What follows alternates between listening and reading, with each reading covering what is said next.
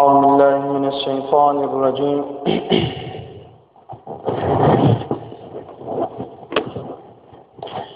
بسم الله الرحمن الرحيم الحمد لله رب العالمين والعاقبة للمتقين والصلاة والسلام على رسولنا محمد وعلى آله وأصحابه أجمعين أما بعد السلام عليكم ورحمة الله وبركاته مسلمان doğanlar Allah'ın tebarek ve teala'nın ve ta'kıcı muğnunna ediyen ve etçek sa'adı ibadetlerini ve etçek dua edileylerini ödergahına kabul eyler. Kıyamet mahşerine rahmet edip râli ve Peygamber aleyhissalatu vesselam'ın şefaatine nail eyleyen bennelerine naylanlarsın. Hormatlı Müslüman doğanlar inşallah geçen cumamızda Allah-u Teala'nın yiğreneyen hasiyetlerinden yani Allah'ın düşmanı ediyen hasiyetlerinden 7 tananın tanattık.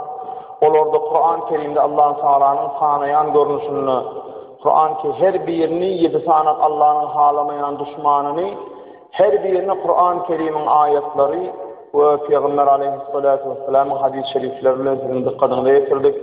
İnşallah hayırlanıp Allah'ın sol yiğreneyen sıfatlarından kaçayansınız, amel ediyansınız deyip umid ediyaz.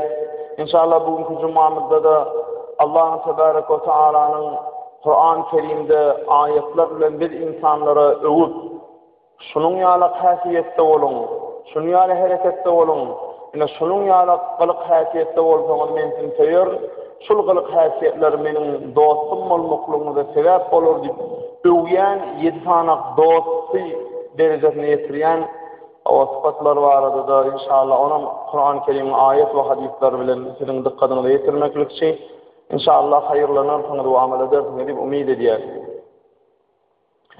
Allah'ın tebarek ve teala'nın seyyan adamlarından 7 kuvve hasiyetten birincisi Allah-u Teala Kur'an-ı Kerim'in 24. surasının 51. ayetine şeyle haber veriyor.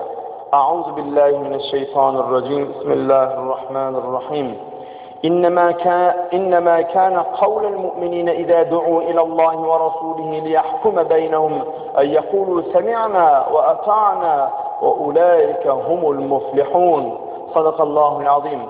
Allah tebarek ve teala ayda Müslümanların arasında bir dava bulunmasına alimlerin bir oluru Hudayın yoluna, Peygamberin yoluna gelin. Ol davanı Kur'an ve hadise göre çözün deyip aydılanmasına olur. Biz eşittik Allah'ın aydanını ve Peygamberin aydanını ve boyun olduk. Semi'na ve ata'na diyen adamlar Allah-u Teala'nın söyleyen adamlarıdır. Yani haydi meselede olsun, haydi dava olsun, Allah Kur'an'ın şu meselelerini neyin çözmekliğimiz doğru görüyor. Solmen hayrıma olsa da, ziyanıma olsa da sorun yan sözü. Peygamberimiz şu meselelerini neyme deyip çözüyor deyip Kur'an'a ve hadise göre şu meselelerini sözcük olur. Eğer sondan bırakıp gittiğin manam olsa, sen son dava Kur'an ve hadise göre sözlüğünü senin ziyanına da olsa boluversin. Kıyamet gününün Allah'ın men aklanan bennelerden olsam bolyan deyip öz davasını şeriata göre çözüyen adam ve Allah berdasiye şu meselelerde Allah Teala şeyle olliye, Peygamberimiz şeyle olliye diyenine semi'na ve ata'na eşittim ben şu Allah ve Peygamberin aydanını ve boyun molyan deyip yitkisine yenetine seyretmen boyun molyan adamlar ana solur Allah Teala'nın söyleyen adamlar deyip. Sonun için her bir mesele olsun ziyanına olsun, hayrına olsun evi cemaat her yer Allah'ın radilığını yollameli, Peygamberin radilığını yollameli. Onların nerede olan adamlarından, nerede olan dağıtlarından gaşşak olmalı. Bir Peygamberimiz sallallahu aleyhi ve sellem'in yanına Bir sahaba geldi diye. Geldi denim Peygamberimizden soradı diye. O sahabanın adı da Ma'ib Eslemi diyen bir sahaba. Geliyor da ya Resulallah diye men niye zina ettim diye. Hani ödüm ayalı bar olup zina ediptir. Ol asr-ı saadette bir hüküm var idi cemaat. Şeriat, asıl şeriatın ödülünü ayalı yok olup, başı boş olup zina eden ayalı erkek 70 durra uğrayan ekenler gançı. Yok, sol zınti katnaşık ihtiyacını gereğini gidirmekliğe, sol ağzını türkmekliğe, sol ödünü köşeştirmekliğe, nikahlı ayalı bar olup ya nikahlı eğer bar olup yatın yatın turum İslam'da bir yatın turum etmeyene, zınti katnaşını gidermeyene, nikahlı ayalı bar olup sondasında zina eden adamını köpçülükte birinin maskalarına değdin sen ayalın var olup deyip 70 kamçı derler, daşlar öldürür ekenler. Bu erkeğin de bu yankı adamın da Ma'ib Eslemi diyen adamın ama sahabanın ayalı var eken. Ama sonra da orada nekten uyup kişinin ayalı bilen zina ediyor. Oturuya fikirleniyor men niye buna niye kıyamet gününe buralardan yanıp diye ebedi yananımdan koymayın şu dünyada de cezanı çekeyim kıyamet Allah sağlamını bir bu neyem ağdalar yağlı deyip Allah'ın Resulü'nün yanına var ya Resulullah men niye zina ettim diye. Peygamber sallallahu aleyhi ve sellem ay koy diye yüzü hiç dedim çıkamadı yüzüne vurdu diye. Bir hile oldu diye. O kilenge ya Resulullah men zina ettim diye sonra Peygamber sallallahu aleyhi ve sellem koy kemiyor ne var elur onu son. El namını ellensin diye. Onu ola adam koymaya Ma'ib diyen sahaba koymaya ya Resulullah men zina ettim diye. Koy sen bir yana var öpensin ay falandır. Yok ya Resulallah men zina ettim deyip üstünde durdu diyeler. Allah uğram 4 tane ayet gerek yöne şahsiyetin ödü yöne men ettim deyip ifaz edip duran Peygamberimiz sahabalar deyiptir barın cezasını verin deyiptir. Bunun cezası ayalı bağır adam da elin ayağını danıp daşlar öldürtürler. Sonra Peygamber aleyhissalatu vesselam yanka Cenab-ı Kan'la sahabeler soruyor. Ya Resulallah, zina eden adam, bunun cenazesinde durmak olur mu deyiptirler. Ona Peygamberimiz ayetiyor. Bu adam tövbe etti. Bu adam Allah'a olan imanı oyunup, Allah'a olan imanı güçlüğün kıyamet gününe Allah'ın önüne olacak, rezil olacak, utanacak gününü yaatlar tövbe etti. Allah'a olan sevgisinden etti, yanlışına düşündü. Onun için bu adam Allah Teala'nın sevgen adamı. Şeriat ağzı hükümette de şeriatın şu ayalı bağır olup buna eden için ölü dağıtılacaklarını bilip oturuyor. Sonunda da olsa ölsen ölüp geçeyin Allah'ın önüne günahını olsa oluyor deyip Allah'ın rızası için şu ağza düz verip Allah için doğumlu erkekçesine durup boyun allayıp bu adamın günahı geçilen adam deyip düşünürüz diye Peygamberimiz. Onun için onun cenazında da durdu diye. Peygamberimiz sallallahu aleyhi ve sellem hadis-i şerifinde de aydiya لَقَدْ تَابَ تَوْبَةً لَوْ قُسِمَتْ بَيْنَ اُمَّةٍ لَوَسِعَتْ Olgur tövbe etti. Onun eden tövbesini bütün ümmete paylaşan diye hemmetine yetecekti diye. Ol adamı hiç kim mecbur etmedi. Ol ahiretteki azabından korkup geldi deyip sahabalara, yani sahabalara düşünürdü diye. Ol diye şeyli bir tövbe etti diye, o tövbede bütün ümmetime yetecekti diye paylaşan diye de. Ol adam hiç kim mecbur edene aytmasa çok izleyin ol kalacak ama olun Hudayın onun neyesi bolacak gününden korkup Peygamberin önünü eden işini boyun aldı diye. Ne diyeceğim abi?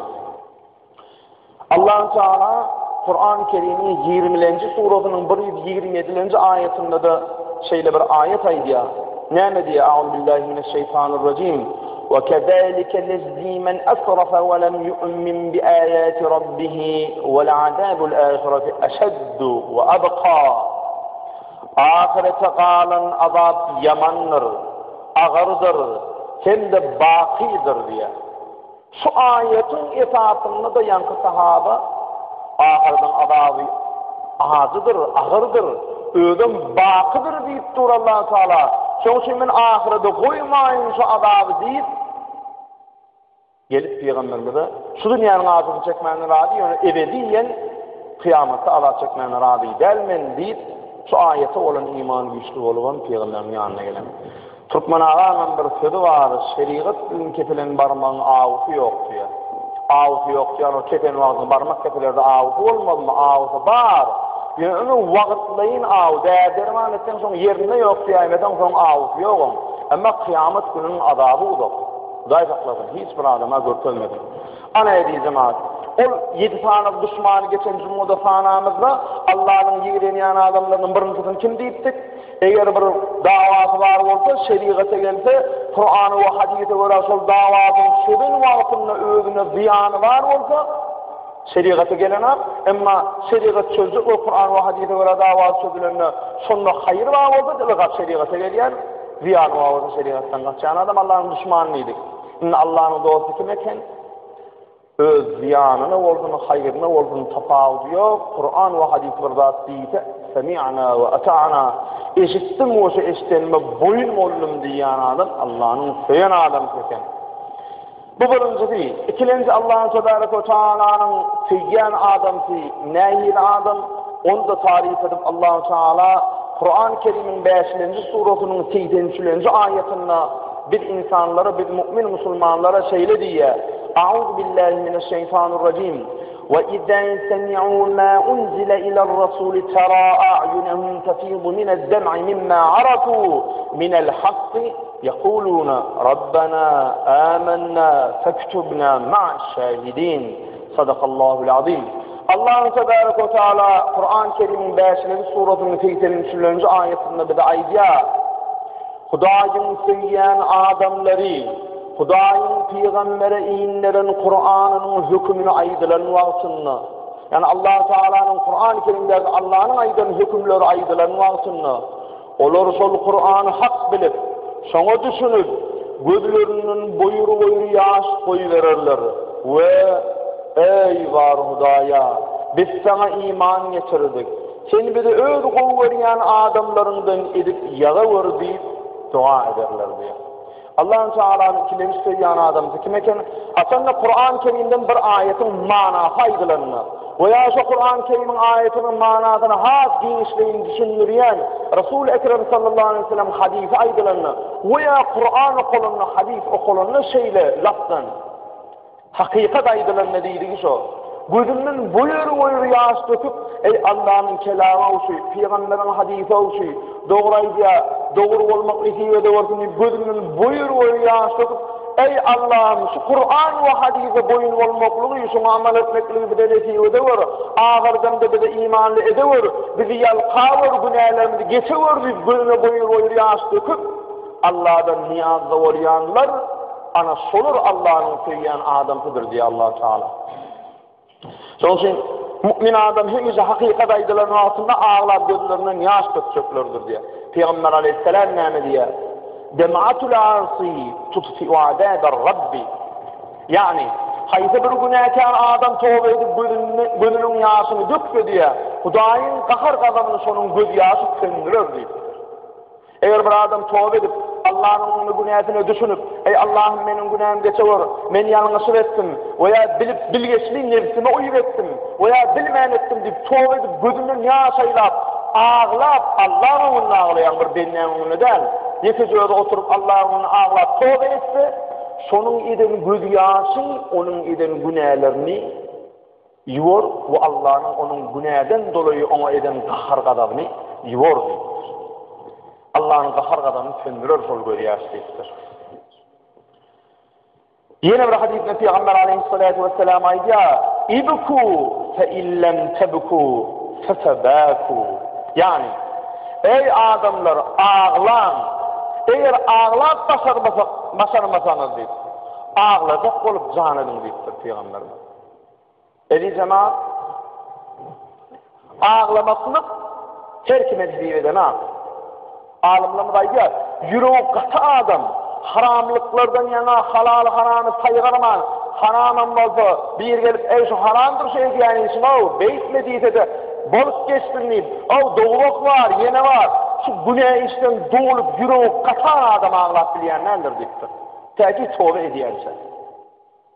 ve her kim ağlayınıysa ağlayabilir ha.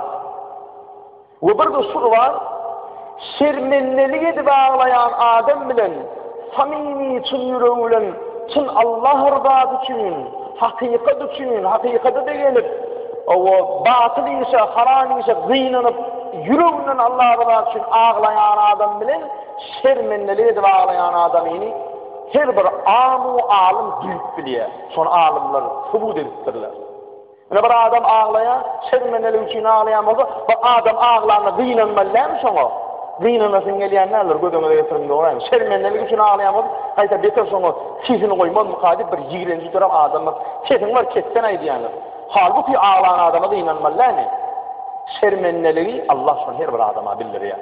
Ama çın yüreğinden ağlayıp gözünü yaz kötüyen adam, o adam, o yüzünü görmeyen ağlayan, çın yürekten Allah için ağlayan bilsende yüreğinin ezilip kıyım olup gidiyenler. Çünkü ağlamak her kime neticeden Allah için ağlayabildiğinden hükman dile etmeli. Peygamber Aleyhisselam yine bir hadisini yapladayım. Hadis-i şerifine Peygamber'in ne mi diye? Eğer diye tövbe edip diye Allah rızasını göz yaş edip tövbe eden adamın ve Allah rızasını göz yaş edip Allah'tan dile eden adamın bilin dileği ve tövbesi boş kaytarılmaz. Göğe bir sığırın veya bir canlarının tüydüğünü takıp sol tüydü son göğütüne iyidine itip talıp koluna bir sığırı taksan ya koyunu ya dünyayını taksan ya geçiğini taksan şu takan tüydüğünü şu göğütünün iyidine takıp boluna göğe bir tüydü göğüt takılanın göğütüne iyidine takıp bolma işi yani göğü yaş edip ağlat edilen dilil ve toğu da iyidine gidiyenlerdir Allah-u Ekber kabul ediyenlerdir. Çünkü göz yaş edip yurdumuz için, halkımız için, vatanımız için, iyiliğin, komşu olalım, dost yar, doğru anlaşılığın için her git hidayet dilen edileceğim. Peygamberimiz yine bir hadisinin aydiya, Ya ümmete Muhammedin, lev ta'lemûne mâ a'lemû, lebekeytun ketîran, ve ledahiktum kalilen. Ey Muhammed Aleyhisselam ümmeti, ey ümmeti Muhammedi, Peygamberimiz ey ümmetine gıyırıyor, ey ümmetim, eğer siz benim dileyenini bilsediniz, kâne ağlardınız, ağdacık gülürdünüz. Yani ey ümmetim eğer siz bilsediniz, ediyen haram işlerinin karşılığında o kabra varanında neyse şiddetli sonra verilecek, o kabrda neyse dar kısılıp size azap verecek, eğer siz bilsediniz, kıyamet gününde neyse ervet olup hiçbir adam özünün günahından, özünün soğanından dolayı cenneti deldin, Allah'ın rahmeti bilen olacak ol cennet. Ol azap verilecek şiddetli gününe, beynin kaynayacak gününe, bir davanlık yerde neyse adamın duracak gününe, buyurup ağlayıp gözden kanlı yaş akacak gününe, neyli kıyımının bağlığını, mahşer meydanını, sokaklı olman, günahlı oldan, haramisin neticenin otayını, neyli kıyımlığını bilsediniz diye, onu size ağdı gülürdünüz, o kendi ağlardınız diye Peygamberimiz. Bundan neyme maksat? Kıyamet gününü yadısak. Şu meseleni ayda yine cemaat bir günümüzde arada bir dost oğlanım bilen oturuştum olayım. Bir bağır meselesinde bir yarılsızlık olup onun bilmedim şu medisin oradan, sağlık koruyuş oradan bir yer barayan eken, bir radın içine salyan eken adam yine. Uzi olayamı bilemek, diagnostik edeyim. Adam şeyini uzun yaptırdılar diye, mamağa diye, menni arkan diye. Onun bir radın içine yatıp uğrayan sallılar diye, canım çıkıp geliyor diye. Hissat bulunup bir ağın tutuyor diye. Bir korkuyan ya, son içinde diye çıdaman, korkusuna çıdaman ölün ama diye. Onu adamın yüreğinden bağırlar salyan eken, şu aparatın içine. Şu bağırının keselini bilecek olup tanıyan diagnostik ekenler. Güdüğüme gelen dağıt ya, şuna çıdama, kadar 10 minuttan çıkacağını bilip oturuyorum. Başımda adamlar bana terede oturun bilip oturuyorum. Canım çıkıp geliyor. İbedi ol, ebedi değil, kıyamet mahşer günü boyunca, Allah-u Teala'nın diril diyen günü geliyence, yatmalık kabır güdüğüme geldi diye. Dağırılıp ülp var yani, arasında da bir silkeleye o bat diye, su yerine koyacak, hiçerinden çümmüklerini ağam, hiçerini ağırdan ağam, yani dar yerde silkeleye diye sorat men niye? Kabır güdüğüme geldi diye, Hudayı takladın, sonundan takvalığın merkez diye. Ya 52 yaşlarının sonra köpürek sallamalı mı ne yani? Kabrın içi alıyor o. Onun gözüme gelin bak kabrın içinde mene o tayda diyorlar elimle kalıp ayağını aldırmalı ya da çıdamayan olsa. O ayağını hareket edilmesini çıkarıyorlar diye bir daha bulaymasın diye. O kabrdan ayağını alır elini alır sen dinleyen yok. Ettin mi adamını çekmeli. Çünkü Hudaý saklasın. Kabra barmazdan ön ağlamalı. Eden günahlarını geçiyor, bu günah işini geçirmeyor diye Allah Teala onunla. Hayrat edin diye cemaat. Ağlayan adam Allah'ın hakikatini, Kur'an'ını, hadisini dinleyenler, halal söyüp haramdan kaçıp ağlayan adam kim eken? Allahu Tebareke ve Teala'nın dostu eken. Birlerde Allah rızası için her bir meselede ziyanına olsun, hayırına olsun Allah rızası için Kur'an ve hadisi öğretilmişler meselelerini söyleyen adam. İkincisi Allah'ın kelamı ve Peygamber'in hadisini hakikat istenvasını boyu ağlat. Ey Allah'ım beni sana şayat olan, sana iman getirenlerden edevör deyip ağlayan adam Allah Teala'nın dostu kenedi cemaat. Üçüncü Allah Teala'nın dostu seviyen adam ki Kur'an-ı Kerim'in 5. suresinin 54. ayetinde Allah Teala ayetiyor. Euzu billahi mineşşeytanirracim. Bismillahirrahmanirrahim. يجاهدون في سبيل الله ولا يخافون لومة لائم ذلك فضل الله يؤتيه من يشاء والله واسع عليم. Hudaýyň seýýän adamlary şeriatın ýolunda, halallygyň ýolunda, haramyň garşysyny görüşmekligiň ýolunda zähmet çekýän adam, iyiliň aýybyna bakmaýan adam, Hudaýyň ýoluna zähmet çekmek, ayıp edicinin ayıbına bakmazsızlık Hudaýyň beren derecesidir, bir ulu bayrağıdır. Bunu Hudaý özüniň söýen adamsyna berer diýip. Ana Allah Taala 5.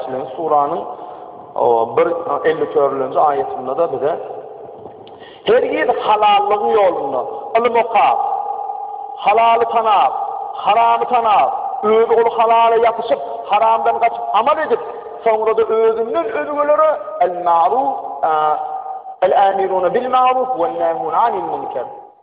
Ma'ruf işler söyleyen, bu işler Allah'ın halal gören işlerine adamlar davet edip Allah'ın jigrenen işinden adamlar gaytaryan adam şeylelik bilen halallığın yolunda cihad ediyen, zahmet çekýän adam. Olan Allah'ın söyleyen adamdır diktir.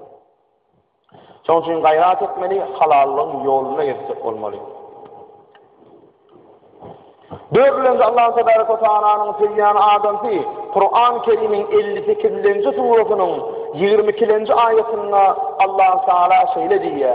Euzu billahi mineşşeytanirracim. Bismillahirrahmanirrahim.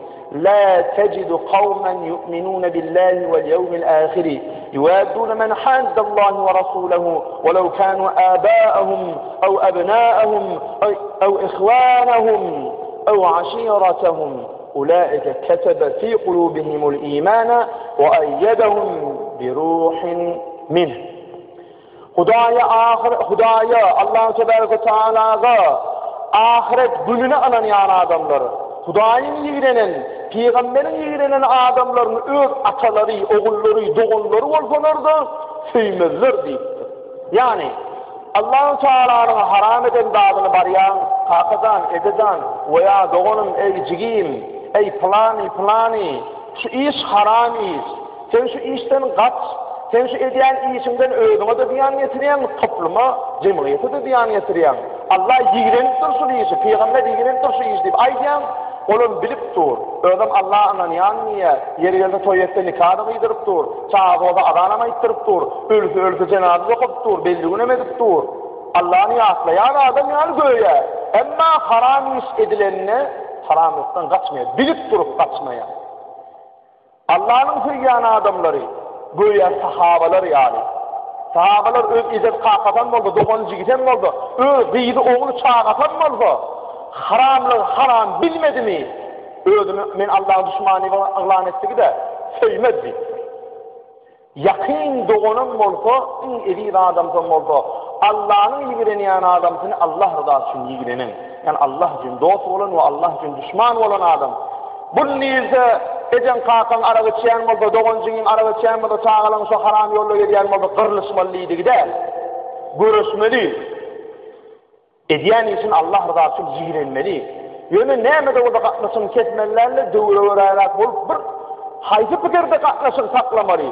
Şunu bir gün tawba eder, bir gün Allah Taala şoňa bir jeda berer, bir de kötener, ökülerde tawba eder, wagtynda men şoňa namaz okutmany, namaz öwretmäni, dogry ýola çağırmana ýakyn bolaýyn diýen niýetli. Bir pursat tapsam halallyk, haramlyk öwredeýin niýet bilen araşyp saklamaly. Ýok, hiç düzelmejä adam bolsa, näçe ýakynyň bolsa, ol adamny jigirenmek ve ol adamdan kaça durmak Allah Teala'nın söyleyen adam teken. Sahabaları övüp Peygamberimize Allah Teala Kur'an-ı Kerim'in 48. suratının yani Fetih suratının 29. ayetinde ne medittir? Euzubillahimineşşeytanirracim. Muhammedur Resulullah vellezine ma'ahu eşiddâ'u alel küffâri ruhamâ'u beynehum. Ol sahabaları hudayı tanımayan adamları görünler. Katı kaharlanardılar, bitir gadaplanardılar. Emma musulmanlar görünlerini katı yumşak, bitir şeyli mülayim rehimdardılar diye. Son için ilki bir davet etmeli, davetine gelmedi mi, haramlığına devam edip yör mi, gerayin satma, triyet satma, neşe satma, haramlık etme deyip aydiyan, aydiyan manglayana tutulup turmaya turup geliyor, yeni çıktı, yeni soğurusunu, yigiren sonra adamını. Barma toyuna da varma, sadakında da varma, hayatına da varma, hiç adına varma. Sen oğlun kıyıdın, erkekin narkoman oldu, sen yeni sonra dövücüye. Sen Müslümanın doğan ne? Başka Müslümanın oğlu kıyıdı, son kapsından var, gereğin tiriye satılan, ağırnağımızın taşlar mı oldu, ağırnağımızın baksalar mı oldu? Ne baklaşan, binamızın mı sen, deyyus mu sen? Sen namazını nasıl kıladı? Sen olanında da başka bir Müslüman doğanın namazını nasıl kıladı? Son çekiyen adam gidip öl kıyıdının, öl ayağının, öl izzetinin köter, dağını satıp, olur köter, deriden deriye haramlığı gel, bilip durup şu haramlığı satıp atıyor. Ne baklaşan sen, deyyus mu? Katlaşma. Haram adam ol, friyek geleyin satya. Arap satya, çilim satya. Hükümet taraftan kadına edil otur, çilim satma, nas satma, teriye satma, geleyin satma. Yukarıgılluk edil otur, sonuna da hediye. Yigiren ana sonu ala ademin, doğunun olmadı, cigiyin olmadı, ecen olmadı, kakan olmadı, kıydın olmadı, oğlun olmadı. Kança iddianin vurur, bir kay, 6 ay. Hiçin kapısından gelmese, taşlar halallığı gelir solur. Ödümüzde doğru kâbirlerinde bir sûme-i gurvaga. Yani Allah Teala her birimizi hidayet etsin. Son için hayrat etmeli cemaat. Allah için yiğrenmeli, Allah için dost olmalı. 4. sul 5. Allah'ın Tebarek ve Teala'nın söyleyen adam ki Kur'an-ı Kerim'in 3. suresi Ali İmran suranın 134. ayetinde şöyle diyor. Euzubillahimineşşeytanirracim. Ellezine yunfikune fis-serra'i ve'd-darra. Hudayın söyleyen adamları özlerinin qowzatlarından yani mallarından, baylıklarından bay bolsalardı, garip bolsalardı, Huday yolunu berýärler diýipdir. Yani bay olsun, garip olsun, bir zatçalar var. Ol bayjyz manat berýärmisin, garibam boldun, bir manat bersenem, Allah garip bolsam, bay bolsam, her halda elhamdülillah kullu hal ve kullu hin. Her halda ve her vakitte şükür ediyor, elhamdü sena ediyor Allah'a deyip, Allah için sarf ediyen adamını Allah'ın Tebarek ve Teala söyüptür. Hatta Peygamberimiz sallallahu aleyhi ve sellem hadis-i şerifinde şöyle deyiptir. Men enfaka nefakaten fi sebilillahi kutubet lehu 700 ضعفا. Hayda bir adam Hudaýyň ýoluna bir manat pul sadaka verse, şoňa 700 etse köpölük gelir şolladı deyipdir. Yine hadisinde Peygamber sallallahu aleyhi ve sellem näme diýär? Men enfaka dirhemen ala talibil ilmi فكأنما أنفق مثل أحد من ذهب أحمر في سبيل الله. Haydi bir adam okabiyatın talip alma, bir mana sadaka verse, Allah Teala goya Uhud dağını gıdıl oldu. Şonu gıdıl edip Allah yolunu veren yal sevap verecektir deyiptir. Hatta Peygamber sallallahu aleyhi ve sellem haydi bir adam bir cüvut zat Hudaýyň yoluna sadaka verse, cüvut koyun olsun ya, koyun olsun, pul olsun, çörek olsun tapazı yok. Cennetin kapılarının takçıları deyiptir cennete varan altında. Ey filani, gel menden giray cennete. O bir ey falan gel menden giray, gel menden giray, gel menden giray deyip cennetin kapıları önünden tanımaklığa dalaş ederler deyiptir. Son için bay vaatımdan, garip vaatımdan Allah yoluna sarf eden adamını Allah Teala söyüttür ediyor cemaat. Aslında Allah Tebareke ve Teala'nın söyleyen adamsı Allah Teala Kur'an-ı Kerim'in yankı suranın, 3. suranın sol 31-34. ayetin yankı okan ayetinin idinleneni diye vel kâzimînel gayza. Hudaýyň söyleyen adamları kaharlı yuýan adamlardır. Ol bir cumamızda bir vaaz edemiz aydıptık. Hakiki merdinerdan adam, edermen adam, batır adam kim? Kahar yelen vaktinde kahar yuduk bilen adam. Burada onun Peygamber'in yanına biri geliptir de ya Resulallah deyiptir. Men deyiptir İslam dinine girenin mer bir şeyle bir iş isleyen, bana bir şeyle bir iş buyur deyiptir. Şol işin neticesini cennete gireyin deyiptir. Peygamber sallallahu aleyhi ve sellem ama inneke la tagdat deyiptir. Onunla seni kaharlanma deyiptir. Uyu deyiptir ya Resulallah bize aşı işanı tatçıkman kaharlanman deyiptir. Yine birini duyur ayonla deyiptir. Bize aşağını tat kıyım gelmedi yine birini ayıp koyuyor deyiptir. La tagdat deyiptir. Kaharlanma deyiptir. Ya Resulallah bunu ayıptın ya ama ben onu başarırım. Yine bir düğün ayda deyiptir. La tagdat deyiptir. Yine de kaharlanma deyiptir. O manlayı gara kaharlanmasızlık ansat saattir ya. Ansat saat değil. Kaharını yudup bilmeklik her bir kime basar diyen zat değil. Kaharını yudu bilmen iğinden ağlap görünüm gıstır. Peygamberimiz ne demektir? Kaharını bir yudun, kaharlanman cennete vararsınız deyiptir. İmanlı adam, namalı adam kaharını yudup basardı mı? Şun cennete bardırmayan, kâdemin görüyen de kaharına birlen sevuşuptur, ayalını ayrılıştır, yine orada soluptur, yine orada soluptur, kaharı gelipmişsin, arağa çıkmışsın. Ay kaharım gelip çıda bilmedim, kilim çekitmiş. Ay kahar geliptir çıda bilmendir, triyek kerayın çekitmiş. %80 son yazı olap veriyor, doğru veriyor oraya. Son için kaharını yudup, başına gelen kıyınçılığa Allah'tan bilip, Allah'ı tavır edebilen adam, onu yazıda başpır olmayan. Son için kaharını yut deyiptir Peygamberimiz cennete düşecek oldan. Günümüzde olayan bir zat, şunun tümünü çeketilmeli, olla neyme? Kâver yaşlanmadı va, ay imama kaharın melli, ayalım üç talağının beriptir, nâmet bellik geliyor. O boluptur, bağısını yapıptır diyen de nâme, üç talak veren zaman zat kalıyama fayda. Talak oyundan yok zat değil. Kaharın neticesinde talak verdim diye. Şeriatta bir zat bayır zaman nikahda, talakta, yaragıda oyunu yok. Oyun edip diyende de talak düşüyor ama. Ondan plan şeriatın hükümlerden başka bir 3 ay müddetki 3 yıl ay başı göründüğünden başka bir durumsa çıkarmalı. Ondan olan talağını verse yine 3 ay karışmalı. Ondan senarı bilen diyden şeriat hemen namıdın baskalaman başka işi yok mu deyip düşünüyor. Şeriat sen namıdını baskalayacak olup başka birine durumsa çıkarıp ondan almalı diyene şeriat şuna içecek oluyor Allah-u Teala. Talak diyen dadının ruhsat verdiğinden bilin yigireniyen dadımdır diye ruhsat veren dağlam içinde. Ne için yankı instruksiyanı yankı birine çıkarıp ondan almalı değilin yol koyuyor Allah-u Teala. Çünkü sana düşündürecek oluyor. Talak diyen dadı bir Hasan bollunlu sulayalına gerek gelmeyen duydum sulayallan. Sulayallar başka birinin aşağına yedi de başka biri gitse de başka biri hele edince de gerek gelin bana evdin gel kutordu deyip. Kankreli bolluma gerek gel sulayalip öğünden geçenden son ver diye talanlı. Yok son fikrinden verdin mi talanlı onu çek sormuyor. Birinin aşağına layık görmeyen oradan talamayan için verdin deydi ki son. Oradan namıdan maskalacak olana. Doğru geçtim ben şundan. Şimdi şu başka birini hele orada da ben kavancıklamam yok. Şunun öyle hiç ilişkim yok. Sulayalım bana gerek gel diyenden son ver talanlı deydi ki son düşündüm. Son için kahar kadar sunyal talağı o ya doğun düşman etmeyene ya da ecen kalkın lağınatın almana ya da bir musulman da onun lağınatın almana erkeyen var. Kulu hakkını iyidiriyen var. Son için kahar kadardan bayrat edip başta durmalı diyeceğim abi. Allah-u Teala'nın yine de tüyyan adam, kime ken altıncı tüyyan adam seni? Kaharını yudup bilyen adam. Allah'ın tüyyan adam tekine diyeceğim abi.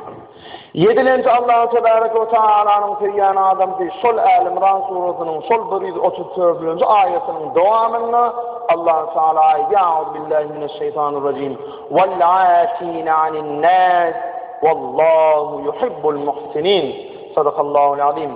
adamlarda hakkını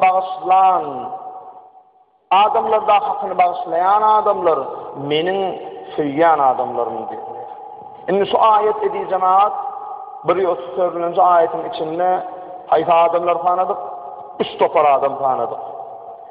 الذين ينفقون في السراء والضراء والكاظمين الغيظ والعافين عن الناس والله يحب المحسنين. Birlencisi qiyinulnuda, qowulnuda Allah için sarf eden adam, ikincisi qaharını yudip bilyen adam, üçüncüsü de yani qanaatmid vel afin anin nas.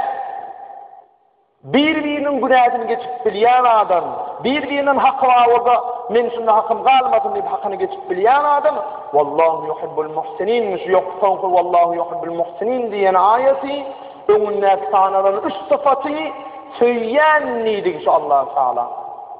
Qiyinulunu da qovulunu da Allah için sarf ediyen ve birbirinin günahını geçip bilyen adam, ve neme qaharını yudip bilyen adam, şonun yağlı adamlarını söyleyendir mi Allah Teala. Ve Peygamberimiz sallallahu aleyhi ve sellem de hadis-i şerifinde ayca Bismillahirrahmanirrahim min anzara mu'siran ev vada'a anhu azallallahu anhu fi zilli yevme la zille illa zilluhu. Ne diye? Hayzi bir adam, bir algılı adam sana mühlet verse, Allah Teala sol adamı kıyamette öz kudret külügesinin aşağında saklap yaşadır deyiptir. Bir algılı adamın var, sana bergisi var, görgülüyün, sana yağda yok, bermeni, sahibi ve kollu gariplığı var, sana beri bilen ami, sol adamı mühlet veriyen. İnanma, ala dedik diyor mu? Ben sana karışarım, mühlet verdim, o adam seni görse utanıp diyor ha, seni görünce utanmaya. Bana bir yıl mühlet verdi ya, 6 ay mühlet verdi, sağ olsun edip alkışaydık ki diye. Allah Teala ne ediptir? Şeydik Müslüman'da onunla akıllaşan adam ediptir. Benim kıyamette kudret külügemin aslındadır. Yani abat görmek deydik şu. Yine de Peygamber aleyhissalatu vesselam hadis-i şerifinde aydiya men anzara mu'tiran felehu bi kulli yevmin misluhu sadakatun qabla en yahilled-deynu fe izâ ahalled-deynun teczerahu felehu bi kulli yevmin sadakatun. Bir pul yok adam var deyiptir. Başka bir adamda olsa şonun gerek zadı var. Ol adam onun gerek zadını nesiye verse. Son nesiye veren adama Allah Teala'nın verecek sevabı şudur. Sen ol adama mesela 6 ay mühlet bilen veren olsan, sen 6 ay dolayan sadece şu ne çamanat veren olsan nesiyesine. Bununla sol veren zadın Huda yoluna sadaka veren yal sevap kazanıyor. Mesela 6 ay dolansan ol fakir geliyordanim berip bilena alandadın ondan sonra yine neçe mühlet veren her günne sol birine kömek etmeginde diye sulor yal sevaplar Allah sana ihsan edecektir diye. Beri bilmedi yine de 6 ay mühlet veren. Ay Müslüman da onun bolyala. Yine 6 ay mühlet veren. Kayta sen beri alma yine biraz sana bir işlemene pul vereyim, kömek edeyim. Sen işlede bergilerini verdi. Yani mühlet veren kömek edeyim. Sol kömek edip sol öğreni üzeyen vaatına sen kömek edip arkalaşan gülün medalem aydalı $1000 veripsin ya da var aydalı 2000 manat veripsin gülümünün pulunu ha.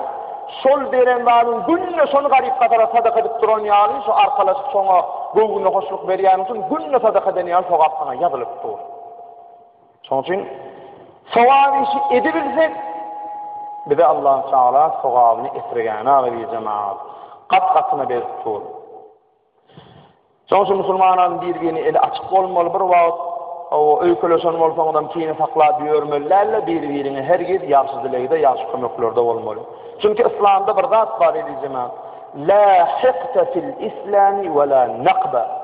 Kiyini saklamak, ağralmak duygusu İslam adamlarının, Müslüman adamda yoktur. İslam'da yok onu yazdı zaten. Son için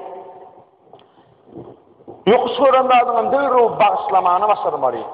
Müslüman adamın kategoriyen, ülköleyen, qaharlanayan aparadı var. Yani onu arnamıza, vatanın oramaklığı, haram adamların karşısına görüşmekliği olanmalı.